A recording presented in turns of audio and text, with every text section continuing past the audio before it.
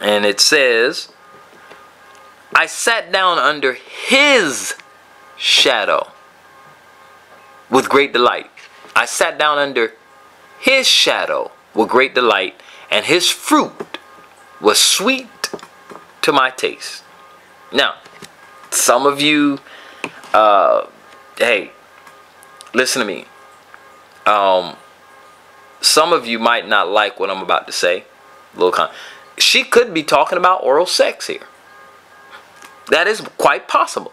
I'll let you read and meditate on that, and you get that revelation for you. So can you see why the Song of Solomon, the book of Song of Solomon, is so controversial? Can you see why they said, oh, this is all Solomon?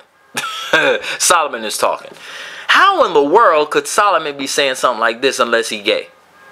Oh, he was acting as another author writing on the behalf of someone else. Come on, man. Let's get our heads out the clouds. Look, I sat down under his shadow with great delight. That means she crouched down under him, beneath his shadow, and she said, and his fruit was sweet to my taste. Her mouth was tasting something of his fruit. That is most likely oral sex. Now, for some of y'all think, oh, that, you know, when you get married, you shouldn't perform oral sex. That's dirty and that's not of God. Well, you know what?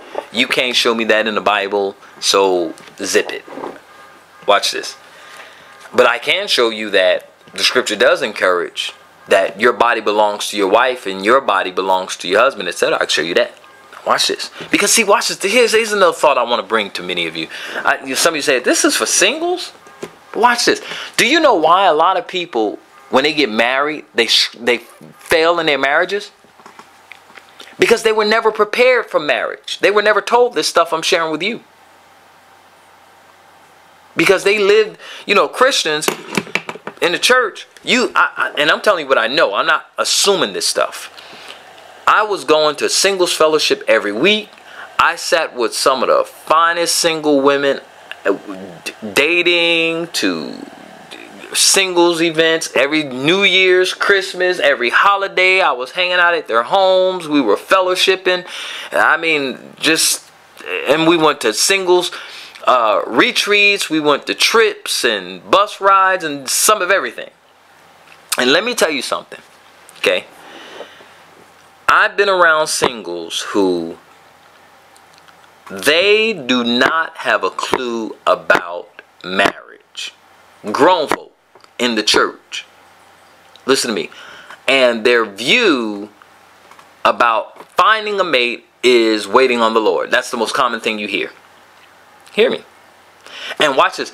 All they do is go to singles fellowship, singles this and that for singles. When you go there, the preacher, teacher, or instructor, or seminar host who's talking is going to tell them how to stay single and how to be happy to be being a single.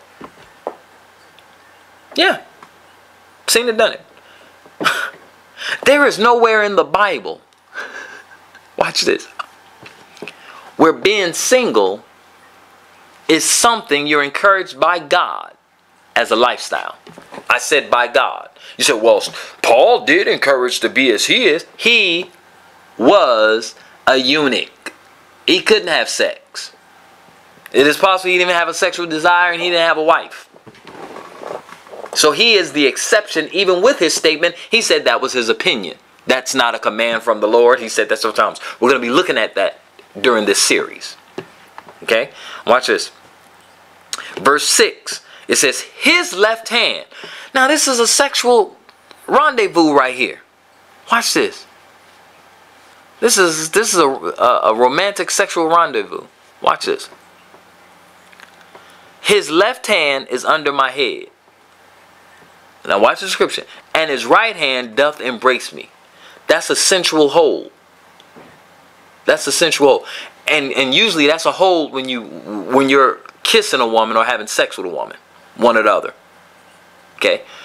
When a man holds a woman like that. She is describing the way he is holding her. Watch this. And then she goes in verse 7. Here's her competitors, the daughters of Jerusalem. She got a lot of women after this man. We're talking about Solomon. He had 700 wives and 300 concubines. Now watch this. But this woman, this black woman, watch this, was pursuing him and letting him know, and letting these these daughters of Jerusalem know that he's mine. And that's why she got descriptive here. He took me to a level y'all ain't never been. Look how he hold me, and she gets into his shadow with great delight, and his fruit was sweet to my taste. She trying to make them jealous. Because I can show you something. Later we'll see, talk about jealousy is cruel in the grave. These women got jealous of her. She goes in verse 7, she said, I charge you, O you daughters of Jerusalem, by the roes and by the hinds of the field, that you stir not up nor awake my love till he please. Now, in the English, there is a comma at the end of nor awake my love. I think it should read that you stir not up nor awake my love till he please. Please. So she's like saying please to them. Verse 8, she says, the voice of my beloved, behold, he cometh. Notice it's he that cometh. It's he cometh, leaping upon the mountains, skipping upon the hills. Now, why do you think he leaping on the mountains and skipping on the hill? I don't know about you, but a good woman, brother, a good woman that will satisfy a man like she's describing here, will make a man leap on the mountains and skip on the hills. Hear me. My sisters, when you got it going on, you'll make a man do just that. He'll think he's Superman. Verse 9, she said, my beloved is like a roe or a young hart. Behold, he standeth behind our wall. He stand behind our wall. He looketh forth at the windows, showing himself through the lattice. Now, what was he standing behind the wall looking through the lattices for? Huh? I'll tell you what he was looking for. You call him people in town, he was looking at them fine women. Look at me. He standeth behind our wall. She's talking to the other women. He stand behind our wall. He looketh forth at the windows, showing himself through the lattice. My beloved spake and said unto me. Now this is where she's showing them. He was looking at all of us, but he only talked to me. Watch this. Rise up, my love, my fair one, and come away. He drew her away from the other women. And it was obvious that he came to look amongst them to find her and point her out. Do you see the chase back and forth? She chased him, he chased her, they go back. See? You get it? Watch this. Go down to verse 16. My beloved is mine, and I am his. He feedeth among the lilies. This is a woman talking. That's what I'm trying to get you to see here. At the same time, I'm trying to get you to see how romantic, how sensual, how poetically sexual and descriptive she is in this text. Verse 3 is the same thing.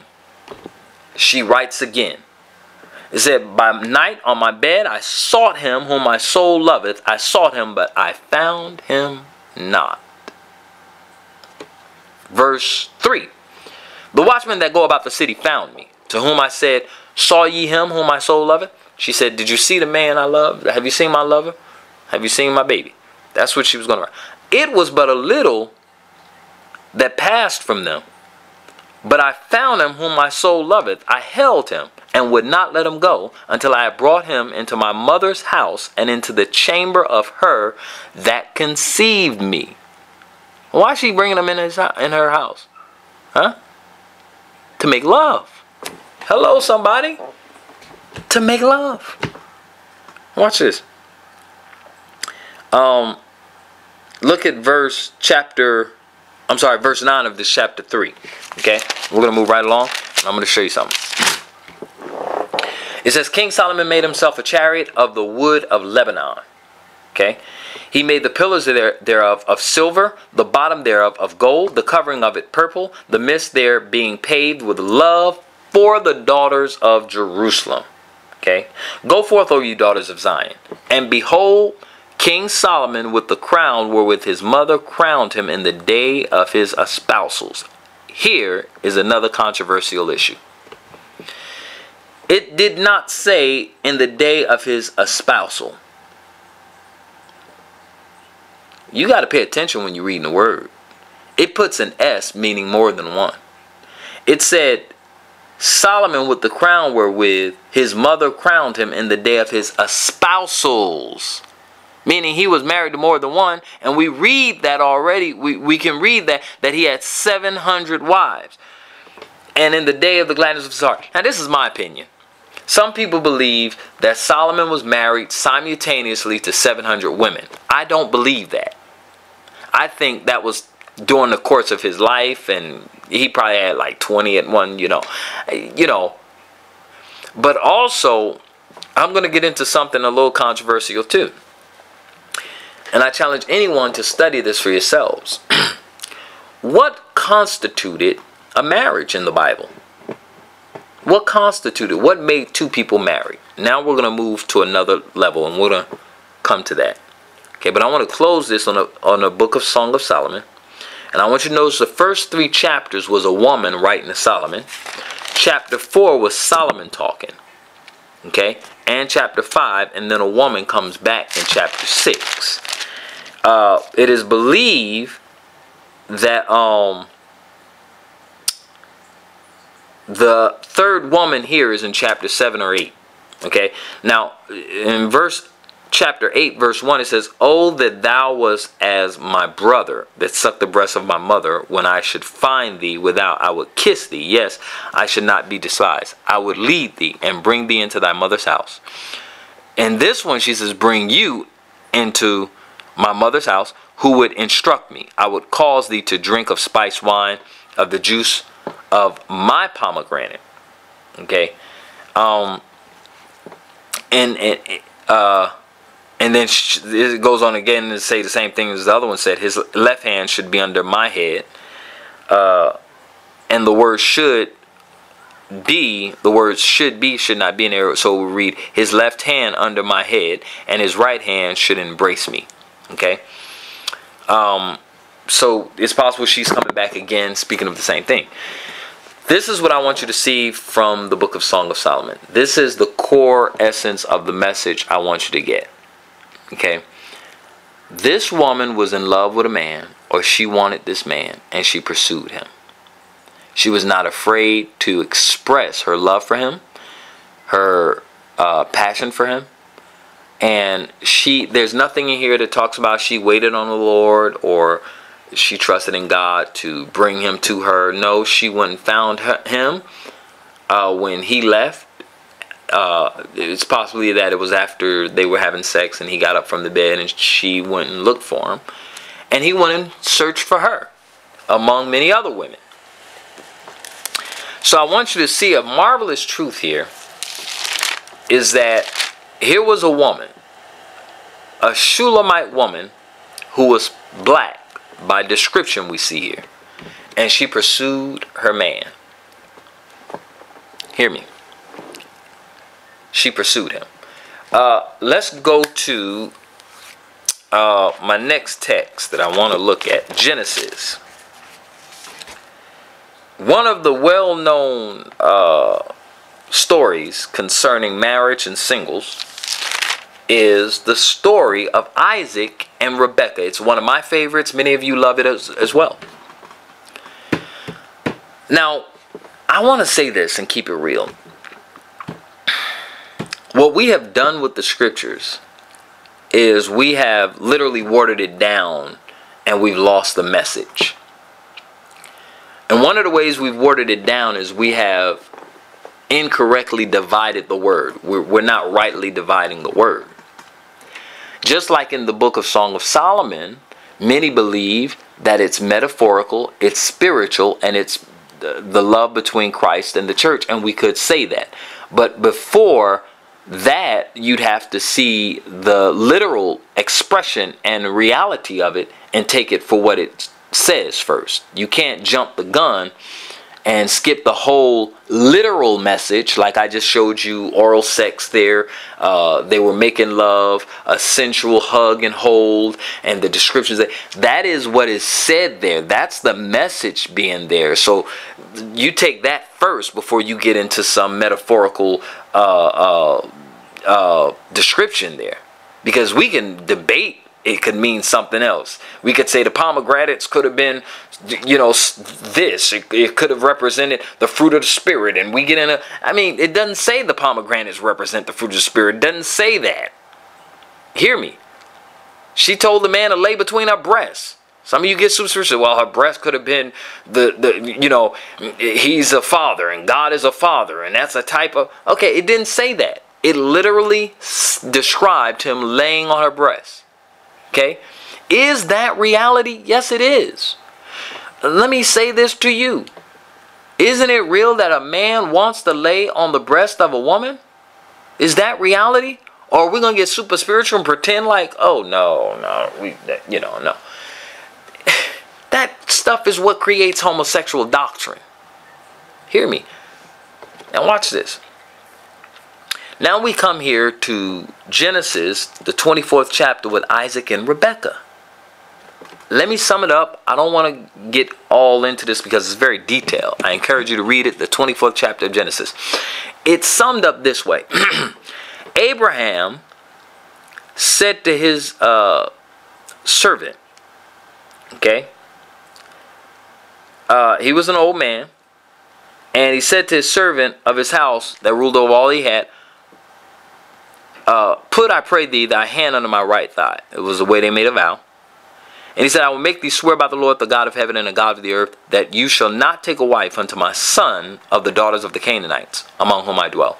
Now, the fact of the matter is, culturally, and it still goes on in many Eastern countries, it was cultural for the father and the mother to find a mate for the son or daughter. That was culture. That was Jewish culture. That was Middle Eastern culture. So a son that grew up, he didn't have to worry about finding a wife. And, you know, let me say this. American culture, we're probably, our history is the youngest history most likely in all cultures of the world. And we look at other cultures and we look at them like they're strange, they're crazy, something is wrong with them. Yet, our culture has the worst success rates of marriages, families, and divorces. I mean, we are just on the bottom line of it all. From sexually transmitted diseases to even divorce to, I mean, we're just on the worst of all countries. But when you talk about things like this, arranged marriages, we don't even go there. The servant goes to find a wife for Isaac. You know the story? Now, when he goes to find Rebekah, okay, it is quite interesting. I want to show you something here in verse 15 of the 24th chapter. It says, and it came to pass, before he had done speaking, that behold, Rebekah came out, who was born to Bethuel, son of Milcah, the wife of Nahor, Abraham's brother. So this was his Isaac's cousin. I think second or third cousin. And it was allowed, and they married cousins, stay in a lineage. And it says she came out with her pitcher upon her shoulder. And the damsel was very fair to look upon, a virgin, neither had any man known her. Okay? Now, look at, this is the point I want you to see here that I want to extract from this. Verse 57. Okay? The word virgin is consistent all through Scripture, all the way up into the New Testament. And it actually meant a woman who was either not married or never had sex. In our side, we say virgins, she's never had sex before. But in the Bible, a virgin is a woman who is not a spouse to a man. She's single. We call it single. You don't see the word single throughout the Scripture. But you see the word virgin. And so that's what a virgin was. She either never had sex with a man or she was not. But the culture then, they were just so pure that, you know, they would say there was the harlot or the virgin. And their society was so pure that they understood that when you give yourself to a man, you marry that man. When you have sex with a man, that becomes your husband. So when they described a woman or saw a woman as a virgin, they understood it was the same thing. She's not married. Now today, we don't see that. We have so many, man, the American culture, we are just, I mean, and what's funny in the church is, we try to take American culture and mix it with the Bible, and that's why so many of us are confused. You can't do that. You can't take the culture we live in and try to mix it with the Bible and pull truth out of that. It's not going to happen. I'm showing you now. Today, when you say, if you ask a woman, you ask a young woman, are you married? If she says, no, I'm not married. If you would be a fool if you assume that because she says she's not married, she never had sex. You can't do that in America today, buddy.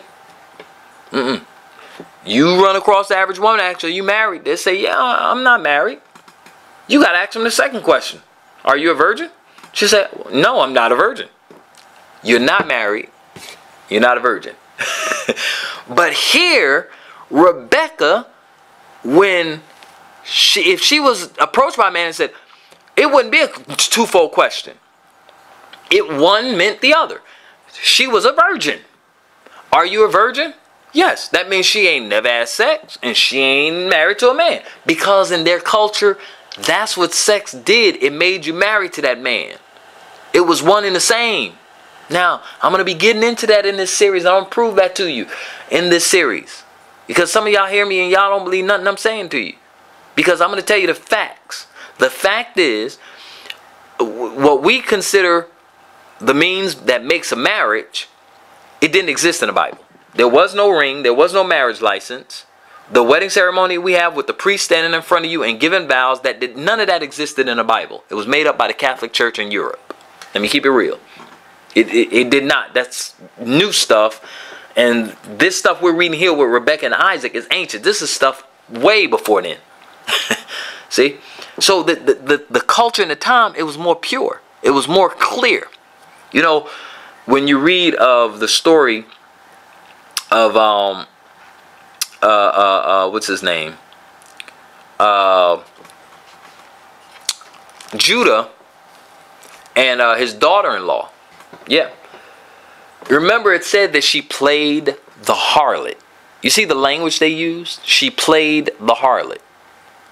Now, she was not a literal harlot, but she played the harlot. I mean, she put on a gown and covered herself, and she acted as if she was a prostitute so that Judah could sleep with her and she'd have children with him. And she deceived him. And the scripture talks about she played the harlot. Now, the New Testament word is fornication. I'm going to get into that. Okay? But you can clearly see the language of the Bible is quite different from the way we understand today. And that's where we get confused. You hear what I'm saying? Rebecca here, in verse 57 of the 24th chapter, it says, and they said, we will call the damsel and inquire at her mouth. Now, this is what I want you to see here, this was an arranged marriage, but arranged marriages was not against the will of the two people. Read the story.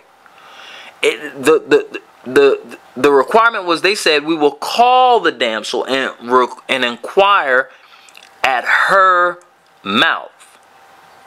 Watch this. And they called Rebekah and said unto her, they asked her, will thou go with this man? And she said, I will go. You know, she was, remember the movie, I'm not going to say the movie, but there was a movie where this woman, this African woman, was prepared for this African man. And she said, I was born and raised to be your husband. You remember that? It was an Eddie Murphy movie, right? Coming to America. Now watch this. Do you know that that is exactly the culture of the scriptures here? Rebecca was trained to prepare herself for a husband. Hear me. She was taught that.